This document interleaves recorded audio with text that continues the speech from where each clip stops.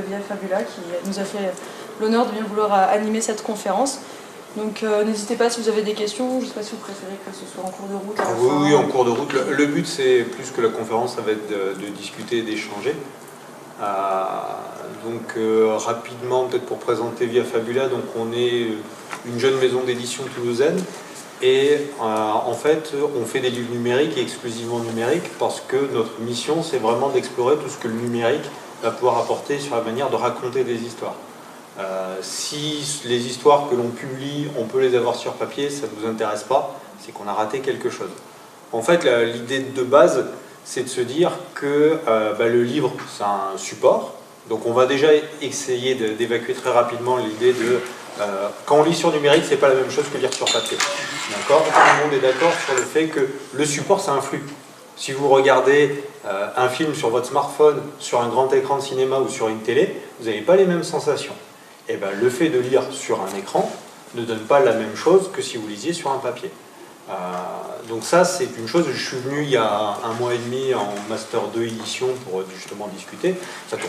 Forcément, on retombe toujours un petit peu sur papier versus numérique. Et au moins, il y a eu un consensus sur le fait que le support influait sur la lecture. Donc maintenant, en quoi ce support peut influencer de manière positive la lecture ? En fait, il y a un vrai avantage au numérique qui va être que c'est un média chaud.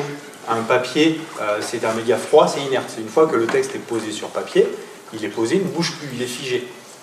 Alors que quand on est sur un smartphone, la première chose que nous on a faite à Via Fabula, c'est de commencer à changer les mots, à pouvoir remplacer les mots et à générer dynamiquement du texte, etc. Donc l'exemple qu'on avait dans notre premier livre, c'était de dire, vous lisez à Toulouse un soir de pluie, l'histoire va se passer à Toulouse, donc on va changer le nom des rues pour qu'elle se passe à Toulouse, et on va changer les descriptions météo pour vous raconter une histoire qui suit la météo. Et donc on a demandé à l'écrivain de nous décrire cette scène sous la pluie, sous l'orage, sous la neige, etc., etc. Et en fait, ça c'est l'un des avantages du support numérique, c'est qu'il va pouvoir changer le texte. Il y a d'autres choses que le support numérique permet de faire que le papier ne peut pas faire. De la musique, tout simplement.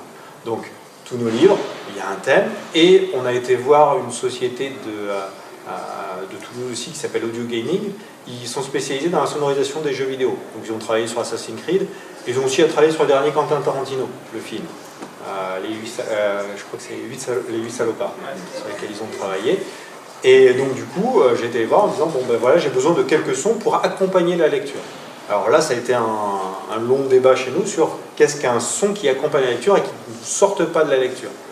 Mais quand vous avez le personnage qui arrive dans un parking souterrain et sur lequel vous allez entendre juste les pas, ça ne vous gêne pas pour lire. Par contre, vous y êtes. Vous êtes avec lui, vous avez la description, vous avez le texte, et puis vous avez l'audio qui va vous aider à vous projeter dans la scène. Le but, c'est vraiment qu'on vous projette un peu plus là-dessus, mieux que ce que ferait le papier, puisqu'on a le pouvoir de le faire. Donc ça, c'est les premiers niveaux. On a travaillé l'environnement graphique parce que c'est joli, alors que sur un livre, c'est surtout la couverture qui est jolie, donc on a fait que les pages soient jolies. Et puis après, on peut aller encore plus loin. Derrière, avec ce genre de choses, vous êtes géolocalisé. Ok ? Donc, puisque vous êtes géolocalisé, j'ai déjà dit, on peut faire en sorte que l'histoire se passe à l'endroit où vous viviez. A l'inverse, on peut aussi faire, le Pokémon Go de la littérature, c'est-à-dire pour aller lire la suite de votre livre, il faut vous rendre à tel endroit, parce que c'est là où la scène va se passer. Donc on est en train de travailler sur un texte de ce type-là avec un auteur de Montpellier. Donc lui, il va à Montpellier, il se balade sur les lieux et il écrit sur place. Et il me dit, c'est la première fois que je peux jouer non pas avec l'esprit du lecteur, mais avec son corps. Et du coup, il me dit, alors il est un peu perdu du coup par rapport à ça, parce qu'il change d'avis, parce que ça lui ouvre des portes qu'il n'avait pas imaginées. Et notre boulot aujourd'hui, c'est pas de fermer la porte du papier, je ne suis pas là pour ça, je suis là pour ouvrir les portes du numérique. Et on est là pour ouvrir des possibilités. Donc, le titre de la conférence, justement, au tout début, c'était le livre numérique. Non, le livre numérique, c'est un sujet vaste, c'est des guerres de chapelle, etc. C'est vraiment qu'est-ce que nous, en génération numérique, avec des développeurs, mais avec des écrivains aussi, on va pouvoir faire pour raconter des histoires différentes. Donc là, je vous en ai donné quelques exemples. Qu'est-ce qu'on a d'autre qu'on va pouvoir faire? Donc on a, en fait, avec la capacité qu'on a là-dessus, qui permettait à l'époque d'envoyer des gens sur la Lune, il faut le savoir, en 69, ils avaient moins de puissance de calcul que ce qu'on a sur un smartphone aujourd'hui. Ils envoyaient des gens sur la Lune. Or, nous, on raconte des histoires, j'allais dire, je suis assez détendu par rapport à ça, mais on peut savoir énormément de choses sur le lecteur. On va savoir à quelle vitesse il lit, on va savoir s'il lit le jour ou la nuit, on va savoir, on fait au tout début, on dit, tiens, on va influencer l'histoire en fonction, par exemple, de la personnalité. Comment est-ce qu'on connaît la personnalité d'un lecteur? Alors d'abord, nous, on a fait un truc tout simple. On fait un petit test de personnalité. On lui montre des paires de photos et il va choisir quelle est la photo qui lui parle le plus. Donc là, on a quelque chose de très très rapide, très brut. S'il y a quelqu'un qui a fait un master de psychologie dans la salle, il a le droit de me brûler. Mais voilà, on a un sociotype très très brut et très imparfait du lecteur. Mais en fonction de ça, on va pouvoir dire, bon, on a quelqu'un de plutôt introverti, plutôt extraverti, plutôt rationnel, plutôt intuitif. Et là, on est dans la phase d'expérimentation pure. Aujourd'hui, je ne peux pas vous dire, puisque ça fait qu'1 an qu'on bosse dessus, mais il est possible qu'à terme, on puisse dire à l'auteur, en fonction de ce type de personnalité-là, on va orienter le lecteur plutôt sur ce type d'histoire-là, sur ce déroulé d'histoire-là, ou au contraire, on va pouvoir jouer dessus en disant, c'est quelqu'un de rationnel, on va lui raconter quelque chose de très fantastique juste pour qu'il soit mal à l'aise, pour pouvoir retourner ça derrière. Donc on peut vraiment jouer, et c'est ce qu'on essaie d'apprendre à nos écrivains, c'est de commencer à jouer avec le lecteur. C'est-à-dire que d'habitude, un écrivain, il y a un temps, quand il décide de jouer avec le lecteur, c'est 2 ans avant que le lecteur ne le lise. Et là, maintenant, on lui dit, non, tu vas pouvoir jouer avec lui en temps réel.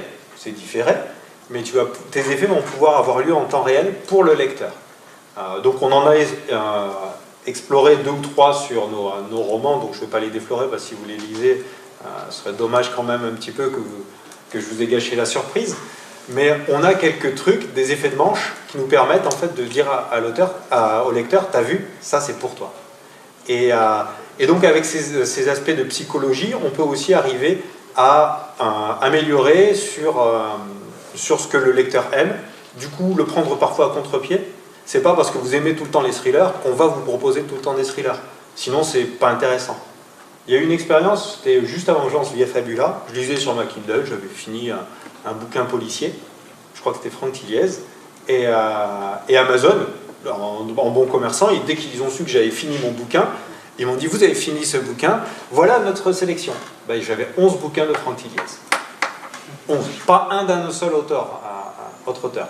Donc nous, on est plus au cœur du texte. On est en train de travailler sur des algos d'intelligence artificielle derrière pour analyser ce que les gens lisent, savoir, on peut dire à l'écrivain, tiens, ton texte il est faible là. Là, tu as des gens qui laissent tomber, tu as une proportion non négligeable de gens qui laissent tomber ton histoire à ce moment-là. Ça, par contre, ça marche bien. Sur Chronique d'Abîme, notre première histoire, je peux vous dire, les femmes préfèrent telle histoire, les hommes plutôt celle-là, les introvertis plutôt ici, les parisiens plutôt ça. On a plusieurs grilles de lecture qui nous permettent de savoir ce que les gens ont préféré. Là où on est content, c'est que les gens ont préféré des histoires différentes, ce qui valide le fait qu'on pouvait raconter des histoires différentes et que ça avait un intérêt. Qu'il n'y en avait pas une qui était intrinsèquement meilleure que les autres. Ça, c'est une remarque qu'on a assez régulièrement des auteurs. C'est je raconte une histoire, mais je raconte la meilleure. Et en fait, il y en a dans la salle, les auteurs? Non, c'est bon. Voilà. Donc, les auteurs, désolé, ont un orgueil qui est assez important par rapport à ce qu'ils pensent. Ils rationalisent a posteriori ce qu'ils pensent être la meilleure histoire. C'est-à-dire qu'en gros, ils ne le savent pas, mais maintenant qu'ils l'ont écrite, ils vont se dire c'est la meilleure histoire que j'ai écrite. Et ce qu'on a vu avec Chronique d'Abîme, c'est que pour vous raconter l'histoire, donc Marc Jallier, qui est un ami, on était parti d'une de ses nouvelles qu'il avait écrite, et on a joué au jeu du « et si ». Tiens, et si dans cette scène-là, il s'était pas fait passer ça, il s'était passé ça. On discute, et il me dit ah ouais, bon, ce serait peut-être intéressant, machin. Puis il revient, il me dit ouais, ok, je suis parti sur autre chose, j'ai fait quelque chose d'autre, et on l'a fait, et il m'en a écrit 7. Finalement, on a publié que 6, mais il en avait écrit 7. Eh ben, aujourd'hui, je peux vous dire que l'histoire originale, c'est celle qui est parmi les moins aimées de celles qu'il a publiées. Et que les meilleures qu'il ait écrites, c'est qu'on l'a poussé à sortir de sa zone de confort. Quand on lui a dit ok, t'as jamais fait de SF ? Vas-y, fais-moi une explication SF de ton histoire. Et celle-là, la SF a bien marché. Il y en a une deuxième où il avait une petite amie au départ, elle me fait pourquoi fois je lui ai collé une petite amie. Et j'ai dit vas-y. Et donc après, il est un peu comme ça, un peu soupolé, mais... et du coup, voilà, on sait que par exemple, le fait de l'avoir forcé à s'imaginer d'autres histoires et de s'éloigner le plus possible de son histoire originale, l'a amené sur des choses qu'il maîtrisait moins et qui ont donné de meilleurs résultats au final. Donc voilà. Je me suis un peu éloigné du sujet qui était ce qu'on fait en numérique. Mais si vous ne me recadrez pas, je ne vais pas arrêter. Ça dépend si les personnes qui sont présentes s'intéressent à... si ça vous ouais, mais quand on commence à se lever et partir, je saurai. Donc voilà, donc en fait, le média numérique, on est, je ne sais plus, je crois que je disais ça cet après-midi à l'un des visiteurs, on est à l'an zéro du livre numérique aujourd'hui. Et pourtant, ça fait 10 ans que le livre numérique existe. Mais ça fait 10 ans que l'industrie, tout ce qui l'intéresse, c'est de savoir comment je numérise un livre. Ce qui est une absurdité. Si Jean-Claude Duniec était là, il vous le dirait. Un écrivain aujourd'hui, quand il écrit, c'est numérique. Il écrit sous Word, et c'est déjà, ce qu'il m'envoie, c'est un fichier numérique. Ce qui est peu naturel, c'est de prendre un fichier numérique et d'en faire du papier. Ce qui est normal et simple, c'est de prendre un fichier numérique et d'en faire une application, un EPUB, un livre, etc.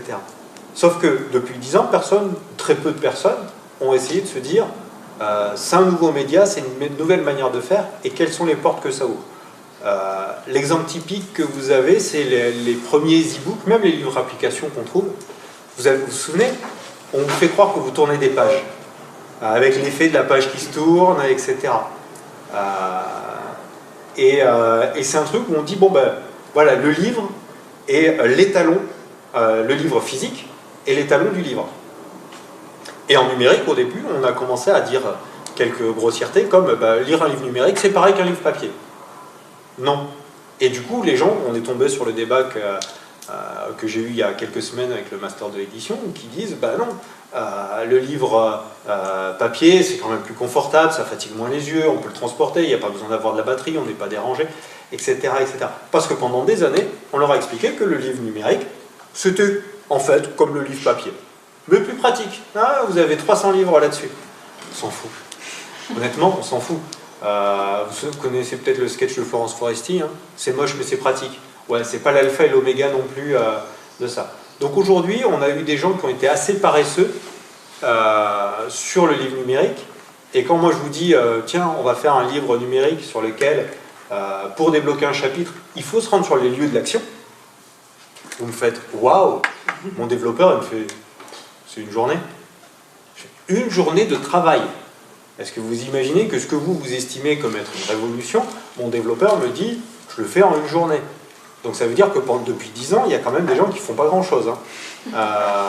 Ou qui n'y croient pas, ou qui font en fait surtout tout pour ne pas tuer la poule aux œufs d'or, qui est le livre papier aujourd'hui.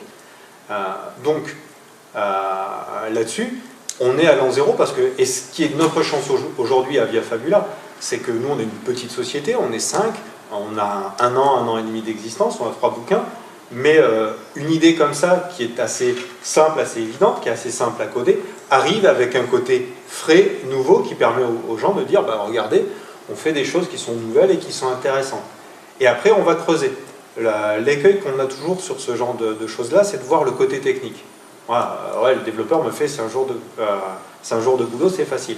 Sauf que quand je vais voir, il faut que je trouve un écrivain talentueux, qui soit motivé, qui ait une histoire qui raconte, qui est par rapport à ça. Et en fait, l'essentiel de mon boulot, aujourd'hui, c'est pas de développer une innovation technique. On en a 4 ou 5 en magasin qu'on n'a pas encore exploité, parce qu'il faut qu'on trouve le bon auteur pour aller jouer avec ça. C'est-à-dire un auteur qui sache écrire, qui ait du talent, qui soit ouvert d'esprit, qui ait du temps.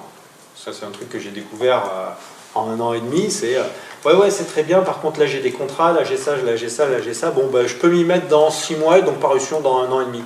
Je vis comment entre-temps, moi? Donc voilà, ça fait partie des choses, c'est la réalité qu'on découvre. Mais voilà, l'innovation, en tant que telle, on a un concurrent qui existe, qui est dans le nord de la France. Il publie des textes, moi je les lis, il y a des fautes, ça n'a pas été relu, ça n'a pas été corrigé.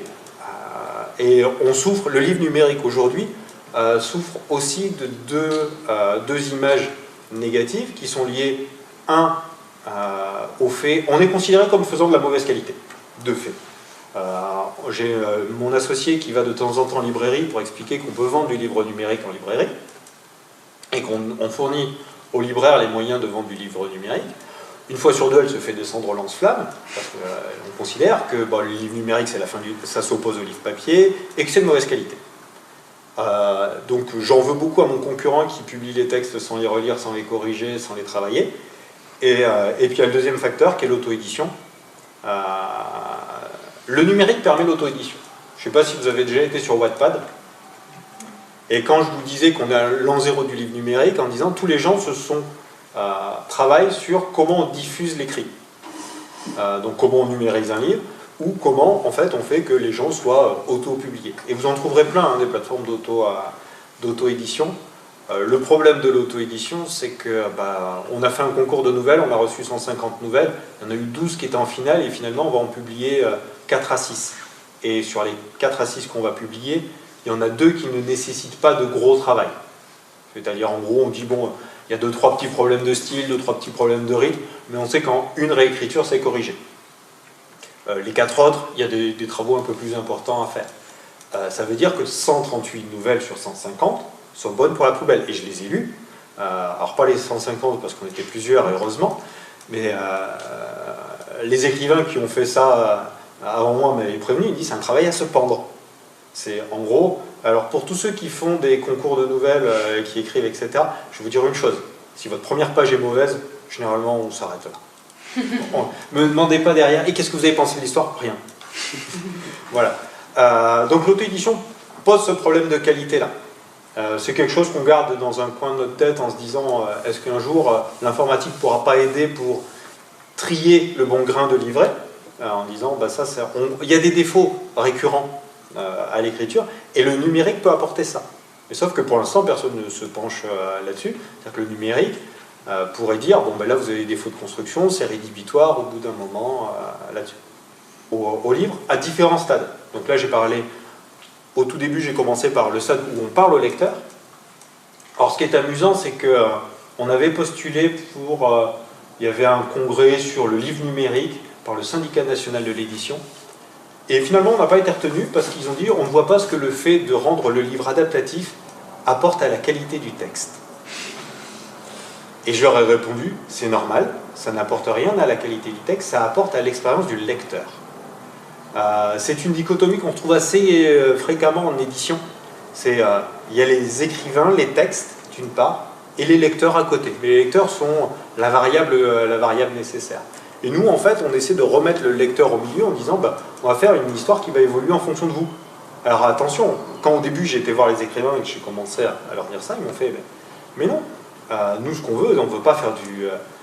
on a déjà des pressions marketing parce qu'il y a des maisons d'édition qui disent ouais c'est bien, alors Hunger Games c'est à la mode et il me faut une histoire avec une héroïne forte, une dystopie, machin, etc. Vous avez des clones, des tas de clones comme ça. Et ils me disent ah non, si tu arrives avec un truc où il faut qu'on plaise à tous les lecteurs, non merci. Non, tu racontes l'histoire, tu racontes des histoires, tu te poses la question de ce que pourrait être l'histoire dans d'autres conditions, etc. Et puis nos algorithmes vont les adapter au lecteur. C'est pas toi forcément, et il y aura un lecteur pour chacune des variations que tu vas écrire. Et donc voilà, on a des innovations qui sont pour les lecteurs. C'est notre cœur de métier. Il y a une place aussi, et sans doute qu'un jour il y aura des sociétés qui arriveront pour que le numérique améliore la manière dont les écrivains ou les plateformes d'auto-édition fonctionnent. Aujourd'hui, les plateformes d'auto-édition font que ce sont les lecteurs qui font le travail éditorial qui n'est pas fait là-dessus. Que dire d'autre? Parce que là, je ne veux pas tenir bien, je vous ai à peu près tout dit. Est-ce qu'il y en a qui ont des questions, je sais pas, des commentaires? Oui. Si il faut écrire du coup en fonction de différents lecteurs, ça fait beaucoup plus de travail pour l'auteur, non? Alors, on n'écrit pas en fonction des lecteurs. On écrit sur l'histoire et on écrit les différentes alternatives d'une histoire, les différentes variations. Alors, ça fait plus de travail. Clairement, oui. Il faut que ça reste qu'il y ait un intérêt pour l'histoire, que ça reste un jeu. Pour l'auteur. Là-dessus. Et après, on est en train de voir, j'ai un écrivain qui me dit tu devrais avoir des groupes de scénaristes ou des groupes d'écrivains. Alors, les écrivains qui écrivent entre eux, vous avez droit où tout est merveilleux, c'est-à-dire moi je connais, il y a des écrivains qui écrivent, alors c'est des couples d'écrivains, ils ne sont pas ensemble dans la vie, mais ils écrivent, et ils savent comment se répartir le boulot. Moi je fais les scènes de basse, monsieur fait les scènes d'action et de bouffe, et elle fait les scènes de sentiments. C'est pas moi qui le dis, c'est eux. Là-dessus, et j'ai rencontré un autre écrivain qui me dit « Ah non, c'est une expérience qui est parfois très, très difficile d'écrire avec quelqu'un d'autre, etc. » Un écrivain qui me dit « Écrire à deux, ça prend 2 fois plus de temps que d'être tout seul, mais par contre le résultat est 2 fois meilleur. » Donc on est en train de réfléchir pour avoir aussi des groupes d'écrivains qui travaillent sur des thématiques communes, sur des récits communs, et qui chacun amène ça. Il faut qu'il y ait un bookrunner, c'est-à-dire quelqu'un qui dit voilà à peu près quel est l'univers, mais ça c'est déjà fait. Il y a eu donc, notamment, je crois, un roman c'était Gigante de Pierre Bordage, où voilà, Pierre Bordage donne le cadre, le monde, une planète qui est tellement gigantesque qu'il faut une journée, je crois, ou une année en avion pour faire le tour de la planète, donc ce qui pose d'énormes problèmes. Il y a d'autres auteurs qui ont fait des histoires qui se passaient dans ce monde-là. Donc voilà, oui, ça représente un travail de plus, mais c'est un peu la même différence qu'entre faire un film indépendant, vous êtes tout seul à filmer, et un film à Hollywood. Un film à Hollywood, c'est énormément de moyens, c'est énormément de corps de métier qui vont arriver, quelque chose qui coûte plus cher, mais qui va générer un appel beaucoup plus fort. Aujourd'hui, quand nous on fait un livre numérique, on a le texte, mais on va aller voir notre sound designer, donc notre studio de sonorisation, et je leur dis bon, ben, pour cette histoire j'ai besoin de telle sonorisation, donc c'est un coût en plus. J'ai ma graphiste ou j'ai le gars qui va me faire la couverture, etc., que je paye en plus. J'ai le développeur qui va me faire les ajustements, etc. Donc aujourd'hui, pour un livre numérique nouvelle génération, on est sur quelque chose de plus cher, j'en sais rien, puisque je n'ai pas les coûts de fabrication papier. Mais je prendrai le texte et j'en ferai un EPUB, comme les maisons d'édition qui se disent numériques aujourd'hui. À part les coûts de correction et l'avance que je verse à l'auteur, j'ai pas de coût. Nous, on a choisi de dire, bah non, on va faire quelque chose de plus gros, de plus ambitieux, qui demande plus de moyens, mais qui permettent en fait de faire un vrai écart entre le livre papier et le livre numérique. Le but, c'est vraiment ça, c'est d'un point de vue visuel, d'un point de vue sonore, et puis d'un point de vue même du dynamisme de l'histoire, on peut arriver à faire des choses qui sont beaucoup plus poussées là-dessus, mais ça demande du temps et de l'investissement. Oui. J'ai une question. Est-ce que vous avez pensé à allier le livre papier au numérique? Et je pense par exemple à ce que j'ai vu une fois dans une petite maison d'édition qui s'appelle Le Grimoire, je ne sais pas si vous connaissez, qui avait rajouté des QR codes au livre pour apporter une dimension supplémentaire à l'expérience papier et ajouter justement de la musique ou les vidéos à la ce que alors, je vais essayer d'être factuel là-dessus. Donc, en fait, je crois que j'avais eu, même il y a des BD, je crois qu'il y avait une BD qui s'appelait La Petite Mort avec des QR codes et de la réalité augmentée. Je le fais pas. Quand je suis dans mon bouquin, je ne suis pas avec mon téléphone là-dessus. Et le grimoire, ouais, ok, c'est ce que j'en ai discuté avec eux. J'ai dit, mais pourquoi vous vous complexifiez la vie? Si votre livre était entièrement numérique, j'ai pas besoin de flasher quoi que ce soit pour avoir la musique, pour avoir sur le recueil de nouvelles, il y avait une musique par nouvelle, et il fallait flasher le QR code pour entendre la musique. Ben, s'ils étaient en pur numérique, il n'y a rien à flasher, et tout est au même endroit. Aujourd'hui, les jeunes, normalement vous, bah, quel est le dernier qui a acheté un CD dans la salle? Voilà. Et c'était il y a combien d'années? Moi j'en ai commandé un sur Gmail. Voilà. Bon, on va rester sur la proportion. On va dire 2 personnes sur 10 ou sur 15. Aujourd'hui, voilà, il y a Deezer, il y a Spotify, on écoute tous de la musique en streaming. Vous regardez la télé, il y a des études qui disent que les jeunes la regardent de moins en moins, ils préfèrent regarder des vidéos sur YouTube, etc. Le seul truc que les gens, on leur dit, il faut le faire à côté, c'est le livre. On leur dit, le livre, non, vous n'allez pas le lire là-dessus, mais c'est pas bien. Prenez un bon vieux livre papier, etc. Ça passera. Là-dessus, voilà. Donc pour l'instant, il y a un vrai avantage au papier, et je comprends le grimoire d'un point de vue, je suis chef d'entreprise, d'un point de vue financier, économique. Quand vous faites un livre papier, vous avez un réseau de distribution et votre livre est disponible en librairie, etc. Il a une existence tangible, il a un coût de fabrication, et puis vous allez pouvoir le vendre 15 €. Et si vous essayez de vendre 15 € quelque chose qui est sur un smartphone, je vous souhaite bon courage. Même Spotify avec des abonnements illimités à 10 € par mois n'est pas rentable aujourd'hui. Donc, clairement, le livre papier, c'est un raisonnement économique.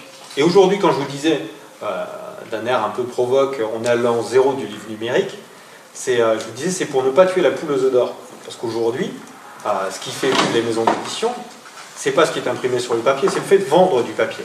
Quel que soit, c'est pas pour rien, ils publient Loana et Nabila, et ça se vend par camions entiers.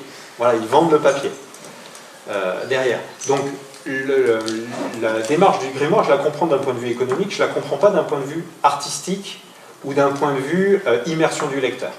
Là, vous demandez à votre lecteur, en informatique, quand on fait des applications mobiles, on a un principe qui s'appelle KISS, c'est Keep it simple, stupid. Garder le simple et stupide. C'est-à-dire, en gros, il faut que les choses soient simples à utiliser, etc. Et quand vous demandez aux gens, pour écouter de la musique sur leur bouquin, d'aller scanner, d'aller faire un... Ça veut dire que là-dessus, déjà par défaut, moi, mon téléphone, il ne sait pas les QR codes. Il faut que je télécharge un logiciel barcode scanner, par exemple, pour aller flasher un QR code, qui me le retrouve, qu'il aille sur un site web, qui me joue de la musique. Voilà, il y a la simplicité, ça va à l'encontre de la simplicité. Donc, c'est quelque chose d'intéressant dans l'idée, parce qu'il voit bien qu'il y a un intérêt à écouter de la musique. Moi, je me souviens d'un vieux livre de, je ne sais plus si c'était Werber ou Chatham, où en gros il disait j'ai écrit ce livre en écoutant telle et telle musique, et je vous conseille de le lire en écoutant telle et telle musique. C'est à l'époque on achetait encore des CD, c'est pour vous dire. Et je l'ai fait. Aujourd'hui, j'ai des auteurs qui me demandent toujours c'est possible de mettre une musique?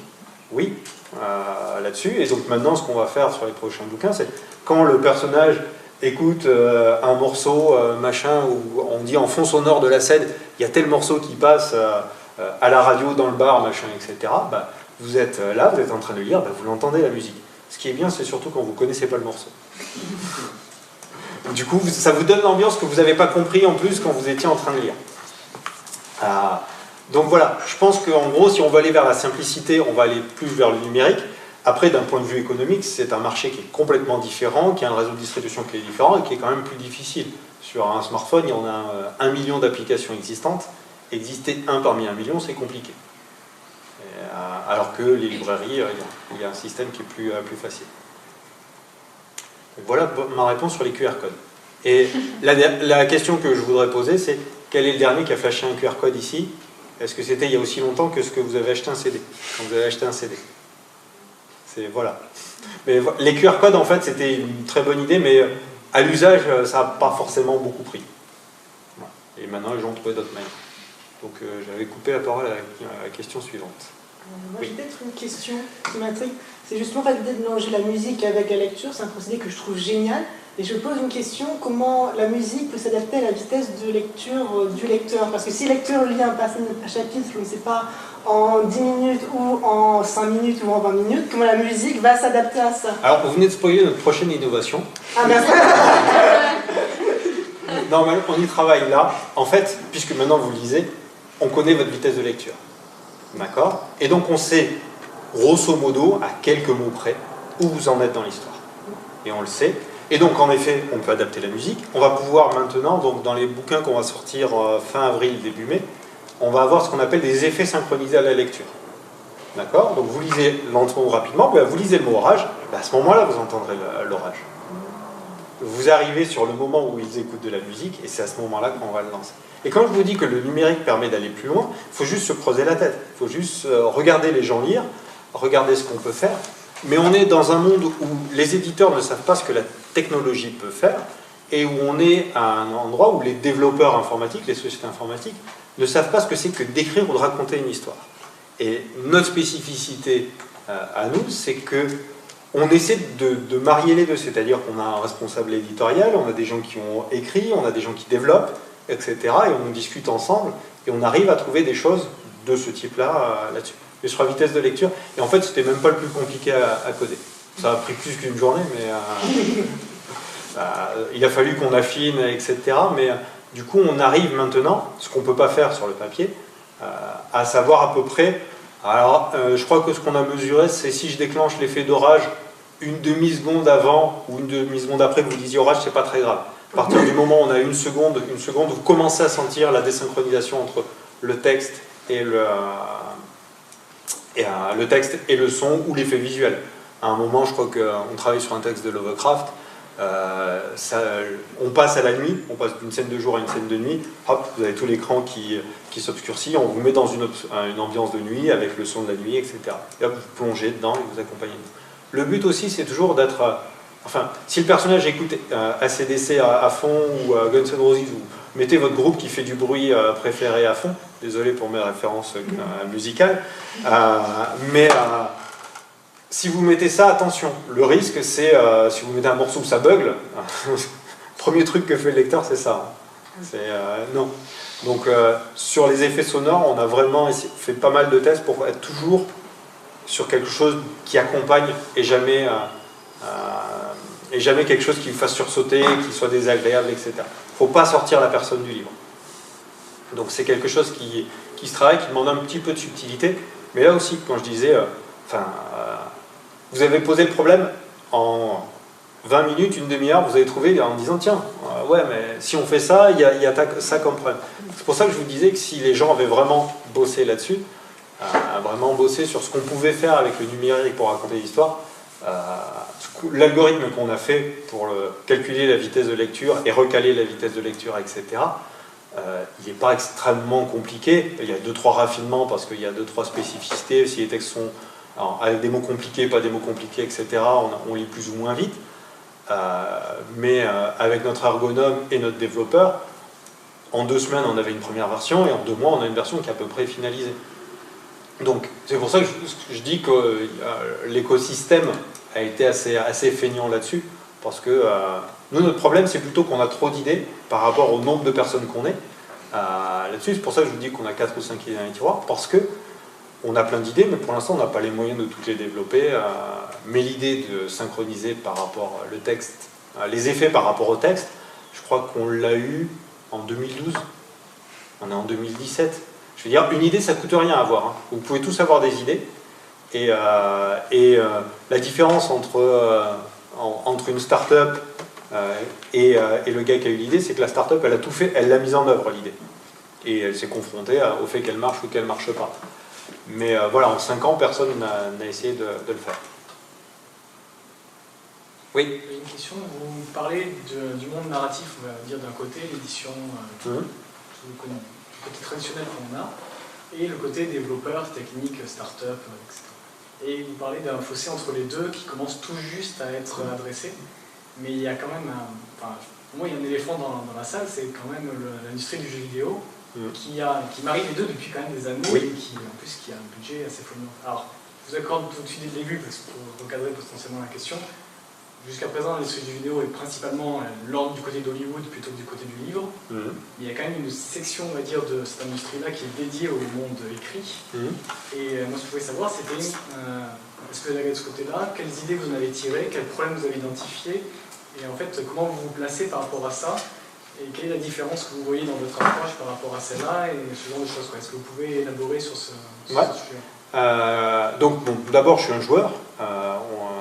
Là-dessus, donc jeu narratif, plus les livres dont vous êtes le héros et le jeu de rôle quand j'étais plus jeune, mais et en effet le jeu vidéo déjà s'embête moins, il n'y a pas ce problème inhérent de c'est l'évolution, les jeux narratifs, et je crois qu'il y a Quantic Dream qui va sortir un jeu qui s'appelle Detroit, qui est basé sur les choix, sur les univers parallèles, sur l'effet papillon, etc.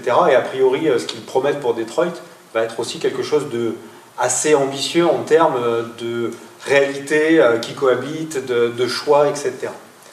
Après, sur les jeux purement textuels, en fait, le problème que nous, on a identifié, c'est que quand on dit livre-jeu, les gens entendent jeu. Moi, j'ai lu des tonnes de livres dont vous êtes le héros, mais personne n'a jamais dit que Ian Livingstone ou Steve Jackson, qui ont écrit des dizaines qui ont créé des univers fantastiques, qui ont écrit des dizaines de livres dont vous êtes le héros, personne n'a jamais dit d'eux que c'était des grands écrivains. partir du moment où on est dans un milieu littéraire, on a un pays littéraire, si aujourd'hui je dis je fais un livre dont vous êtes le héros, un livre-jeu, ce n'est plus un livre, c'est un jeu. Et les gens considèrent que ce n'est plus une œuvre littéraire, c'est une œuvre de divertissement et de jeu. Donc aujourd'hui, quelqu'un arrive avec un livre dont vous êtes le héros, je le prends, je le mets dans ma plateforme, je change 3 paramètres, et on l'a, via Fabula, est capable aujourd'hui de publier des livres dont vous êtes le héros. Ça ne nous intéresse pas parce que aujourd'hui, il y a la dimension jeu écrase la dimension histoire. Il y a une thèse de Serge Bouchardon qui date de 2005 sur l'interactivité et la narrativité. Et en gros, il arrive très vite à la conclusion par défaut, l'interactivité nuit à la narrativité. Je m'explique. Vous êtes en train de lire une scène, vous haletez avec le héros, il est en train de souffrir, etc. Et là, il y a 2 issues par rapport à lui, et on vous propose d'aller à droite ou à gauche. Quoi? C'est la page de pub. Pourquoi on m'arrête? Pourquoi on arrête mon histoire? C'est un peu... ça s'arrête, et en plus, ça casse il y a un deuxième effet. Donc, il y a le côté, ça vous sort de votre histoire, parce que ça vous pose une question qui n'a rien à voir avec l'histoire, ou en tout cas, qui n'a rien à voir avec quand vous êtes spectateur, vous êtes dans un train fantôme. Vous regardez. Et là, on s'arrête et on vous dit, non, tu es acteur. Donc, ce qui est déjà un problème pour les écrivains, parce que quand un écrivain écrit son histoire, il a envie que ça reste son histoire, et que c'est lui qui décide de ce qui s'y passe, et pas le lecteur. Et deuxièmement, le lecteur, du coup, il se retrouve à devoir prendre parti, etc. Et donc, on le sort déjà de son plaisir de lire, et puis on lui dit, c'est à toi de faire un choix, et en plus, peut-être qu'il y a un choix qui sera bon et un choix qui ne sera pas bon. Donc ça, c'est le deuxième problème. Et donc, Serge Bouchardon disait assez rapidement, donc le reste de sa thèse, c'est à essayer de voir comment on peut concilier les deux, narrativité et interactivité, mais par défaut, l'interactivité va écraser la narrativité ou va perdre la tension dramatique du récit.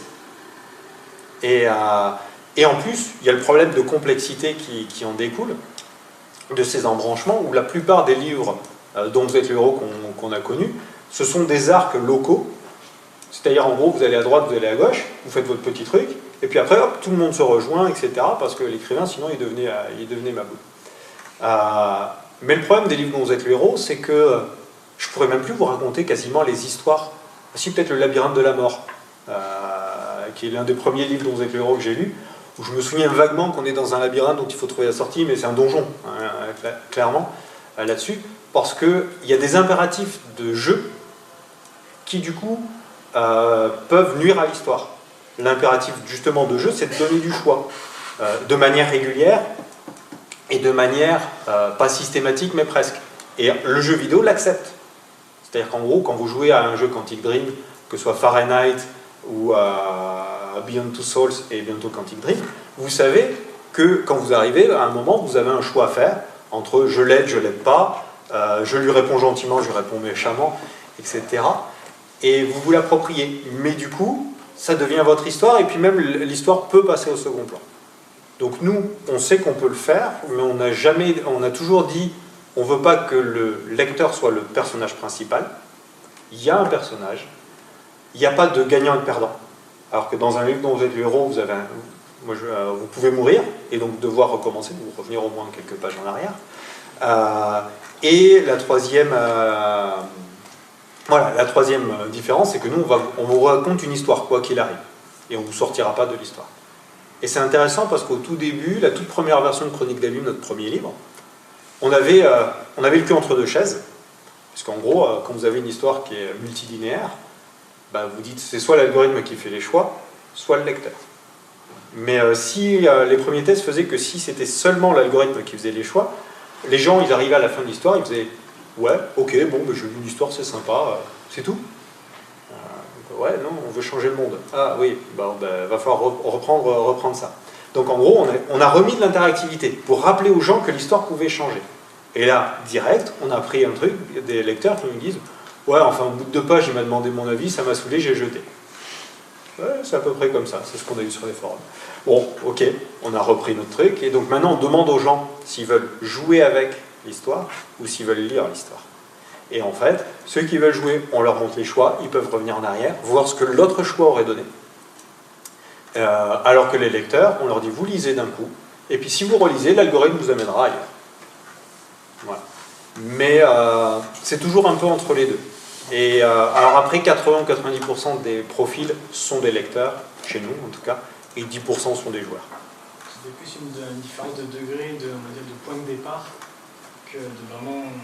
Parce que je pense, vous parlez beaucoup de jeux dont vous êtes le gros, mais après il y a toute une tradition, on va dire, principalement japonaise jusqu'à présent, ce qu'on appelait le visual novel, qui est au contraire beaucoup moins jeu et beaucoup plus histoire, qui avait beaucoup plus cet accent-là, mais elle a eu certains des problèmes dont vous décrivez, qui étaient d'avoir un peu le cul entre deux chaises, de ne pas trop savoir, d'avoir de temps en temps les choix qui misaient à l'ambiance ou vice-versa.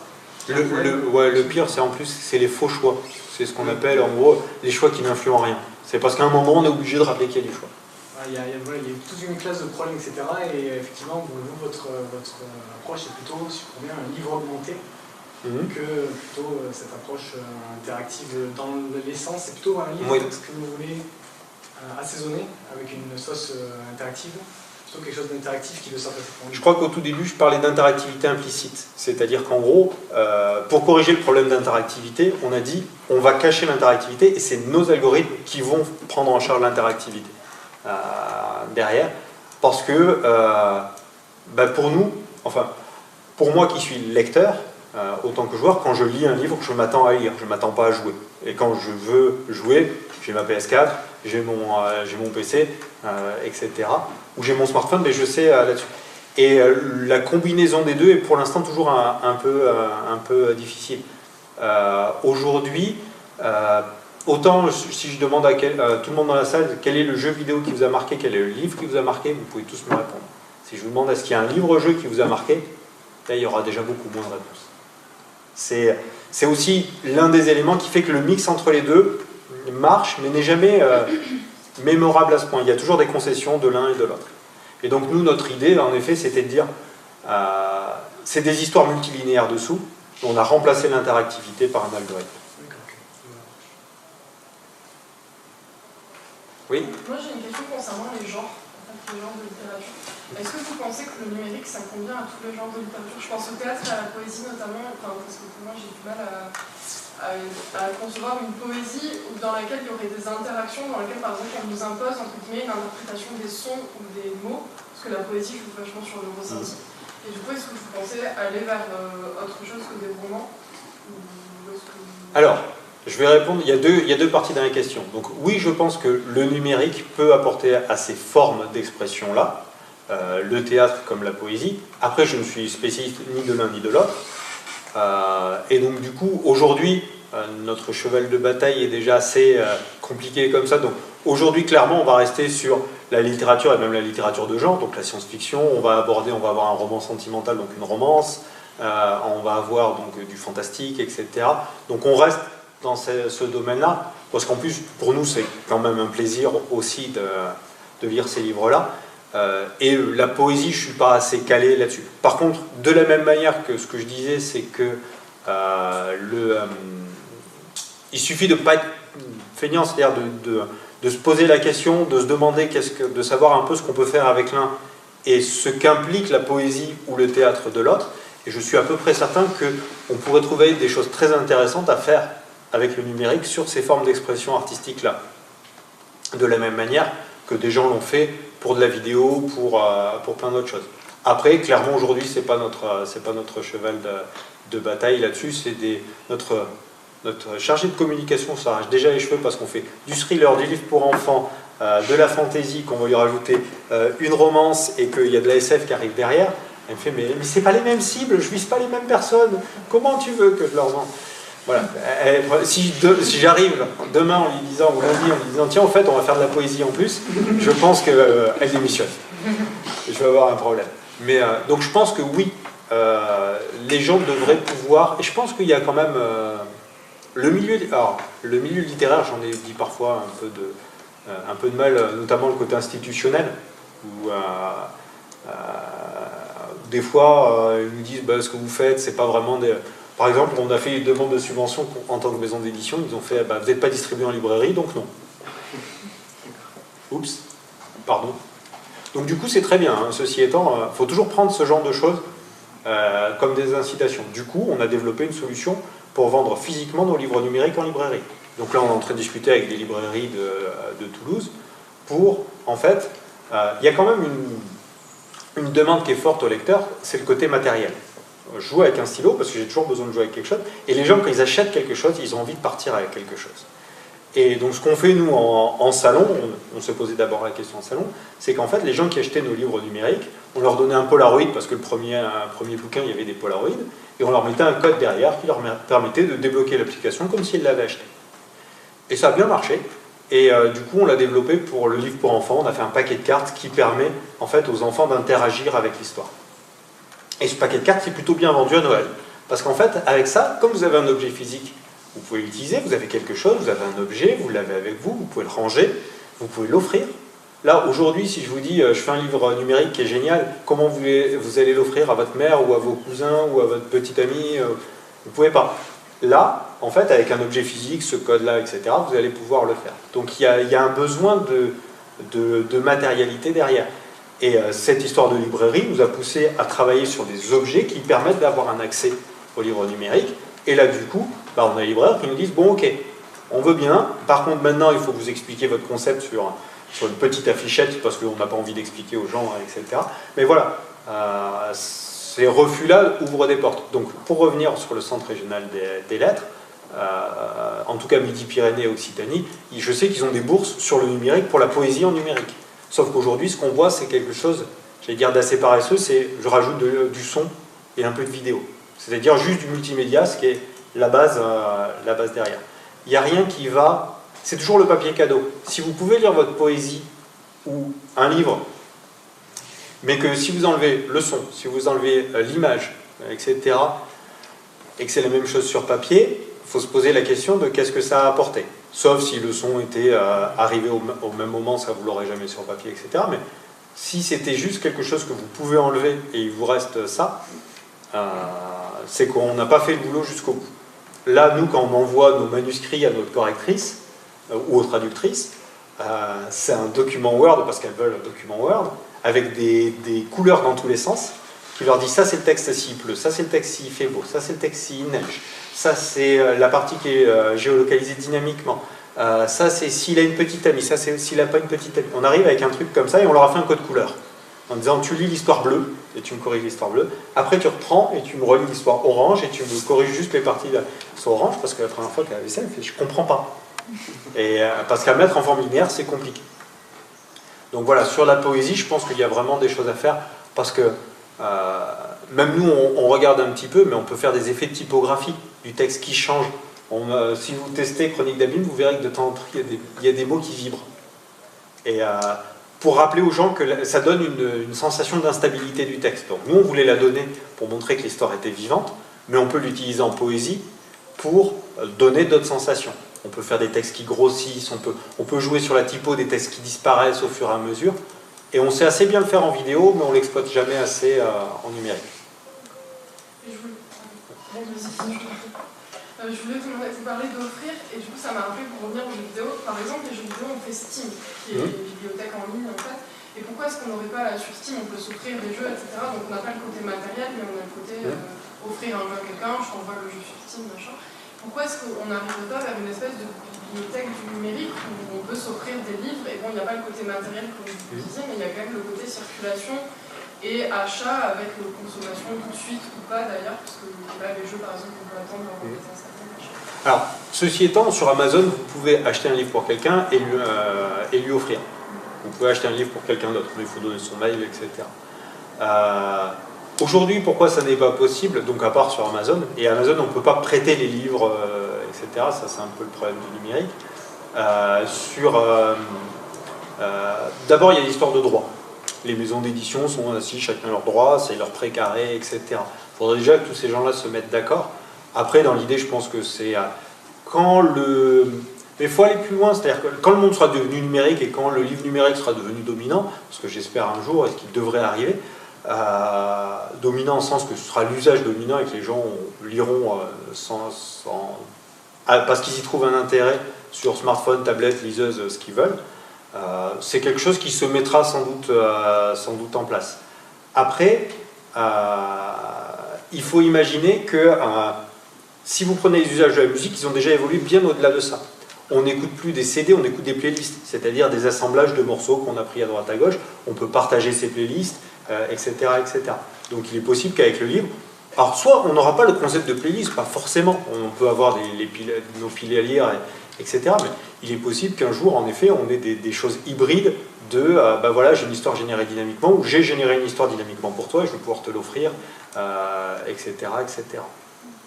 Donc il y a toujours de nouvelles formes à inventer. Et après, le fait de les inventer, il faut voir s'il y a un intérêt. Ma question, c'était sur les réadaptations, par exemple, des classiques. Oui. Est-ce que Flaubert, Maupassant, tout ça, ça peut s'adapter en numérique et est-ce que ça apporte quelque chose? Alors, on s'est donné l'exercice. Alors, ni sur Flaubert, ni sur Maupassant, on est parti sur du Lovecraft, mais on ne se refait pas.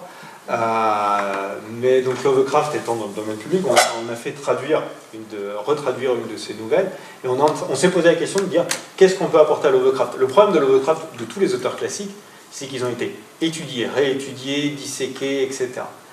Alors ça peut pas marcher, j'allais dire, pour tous. Nous on a pris sur les nouvelles de Lovecraft, on en a pris une qui était connue mais pas la plus connue, qui avait certaines bonnes propriétés, qui s'appelle La couleur tombée du ciel.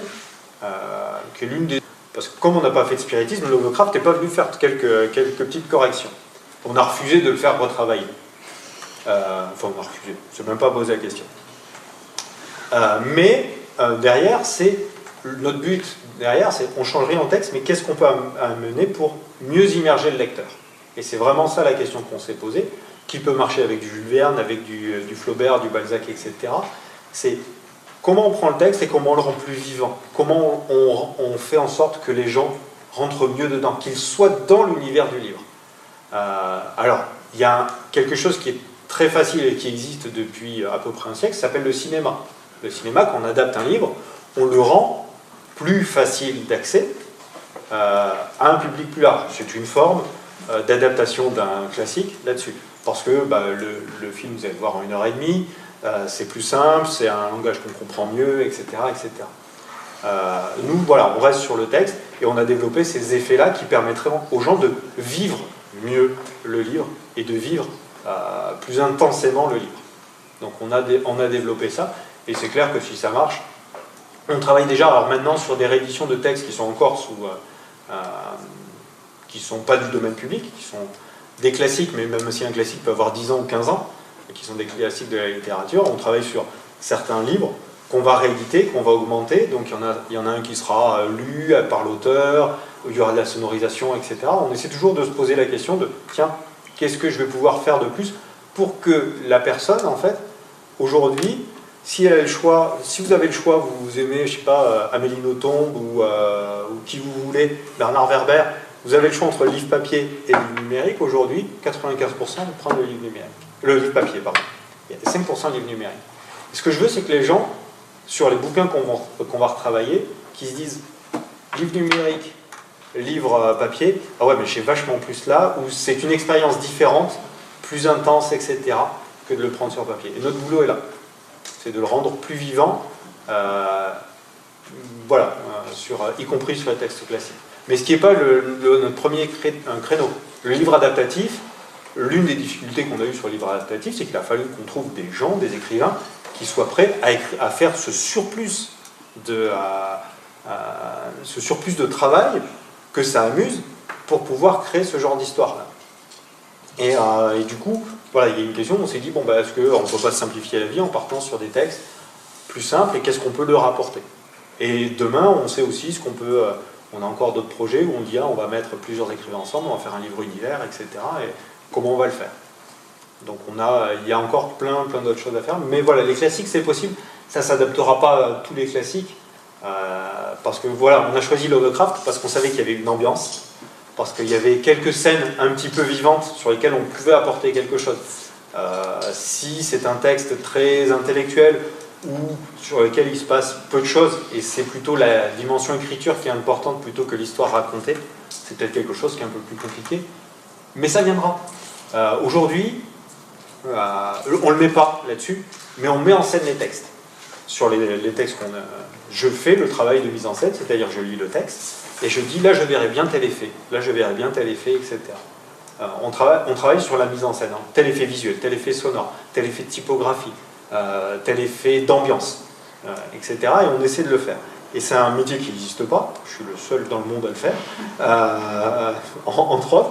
Voilà, metteur en scène de texte. Et donc il est possible qu'un jour, si c'est un métier qui se développe, et que du coup, il y ait une forme de mise en scène qui s'adresse à ce type de média-là, et à ce type de texte-là. Les premiers, si vous avez, vous pouvez, je pense, les trouver, regardez les premiers films qui ont été faits dans les années 1900 et quelques. Les premiers films qu'ils faisaient, ils filmaient du théâtre. C'est-à-dire, c'était du théâtre filmé. Ils ne savaient pas comment raconter une histoire. La manière normale de raconter une histoire, c'était de faire du théâtre. Donc, qu'est-ce qu'ils faisaient? Ils posaient une caméra et ils filmaient. Et puis après, il y a eu un gars génial qui s'est dit, tiens, je vais mettre une deuxième caméra, je vais faire un chant contre chant. Et petit à petit, s'est construit un vocabulaire visuel de mise en scène pour le cinéma.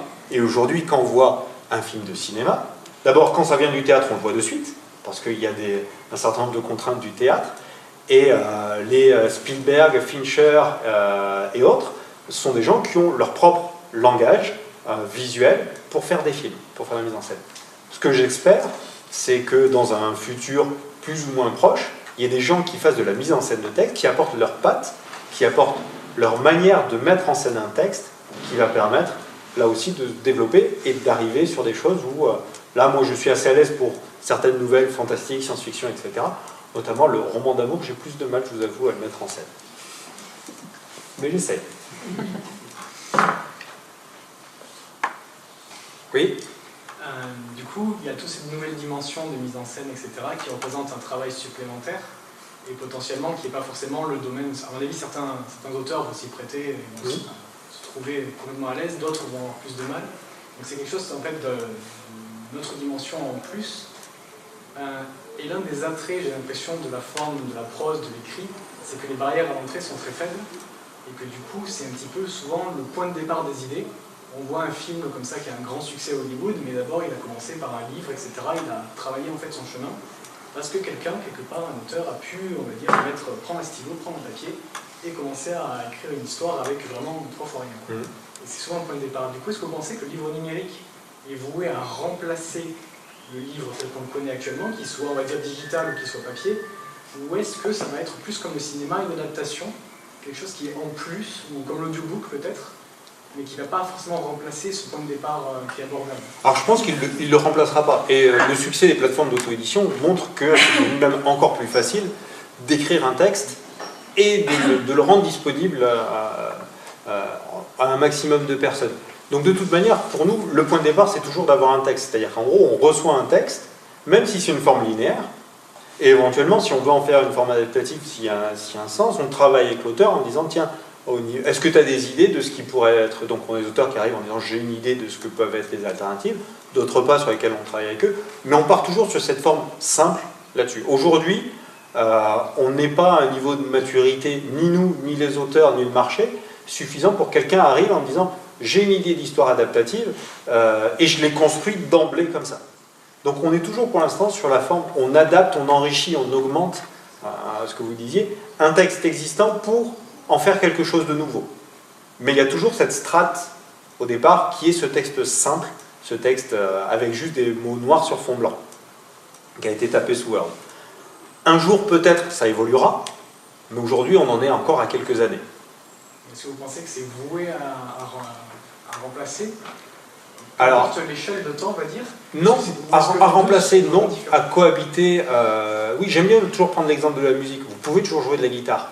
Mais par contre, prenez Petit Biscuit, il a une formation de musique. Par contre, quand il fait de la musique, c'est que de l'électronique. Il gratte pas de la guitare, etc. Ça ne l'empêche pas. Il a une formation classique, il sait faire du piano, etc. Mais le DJ utilise d'autres instruments pour faire d'autres types de musique. Donc nous, on est là, on ne remplace rien.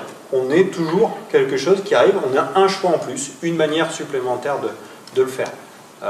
Après, qu'est-ce qui sera dominant, qu'est-ce qui sera majoritaire, minoritaire, pour l'instant, on est clairement sur l'écriture, qui reste, et puis l'écriture reste facile.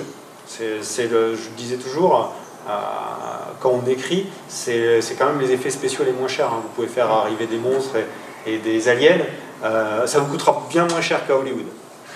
Et bien moins cher que chez nous d'ailleurs aussi, parce que je dois aller demander les sons des aliens.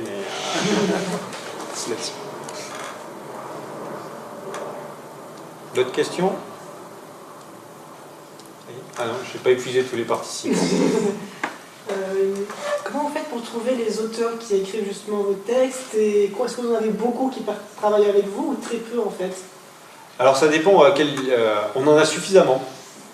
Donc en fait, nous on a lancé la boîte il y a 1 an et demi.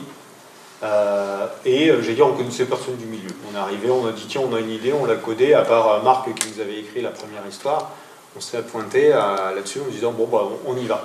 Or on a eu de la chance, on a rencontré quelques écrivains qui nous ont accueillis à bras ouverts et qui nous ont du coup aidé à améliorer le concept et qui en ont parlé à tous leurs amis écrivains, etc. Donc comment on fait pour les trouver? Maintenant on vient sur les salons, on discute avec eux, on voit un peu s'ils ont des idées, ils nous envoient des choses, etc. Et puis petit à petit ils en parlent entre eux. Et donc maintenant le fait d'avoir quelques écrivains ambassadeurs font que quand on arrive pour voir les gens, ils disent ah j'ai déjà entendu parler via Fabula, etc. Après on négocie, on discute, on les paye là-dessus comme n'importe quelle société. Donc après on n'a pas non plus comme une petite société, on n'a pas les moyens de publier 200 titres par an.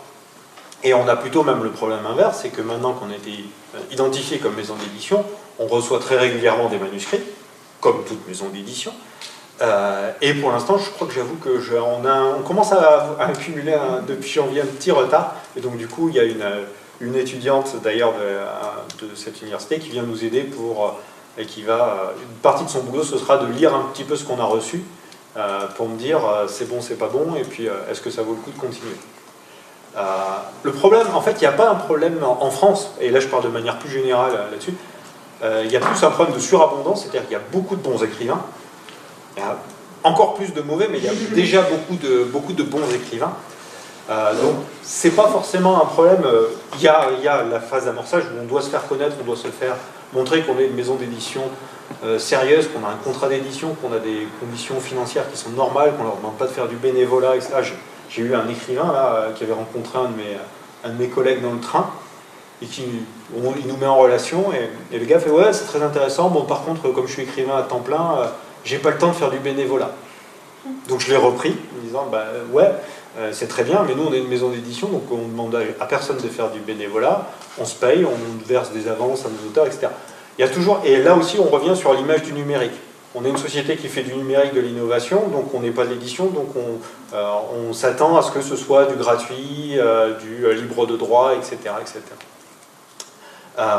Donc voilà, donc maintenant on essaie de trouver des écrivains, on a la chance d'avoir maintenant des écrivains professionnels qui ont déjà plusieurs livres à leur actif, qui ont accepté de nous écrire des choses et on en est très très fiers là-dessus.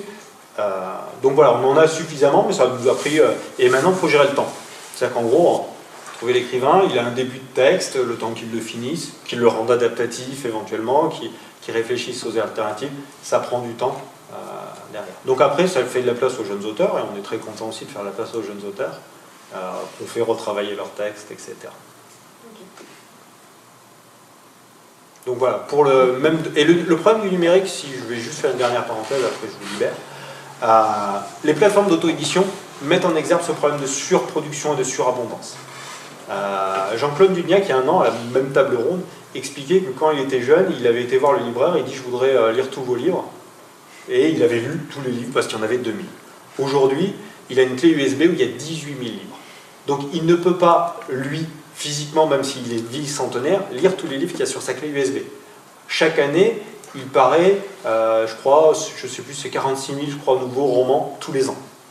Vous ne pouvez pas, en une vie, lire ce qui est publié en 1 an par des éditeurs.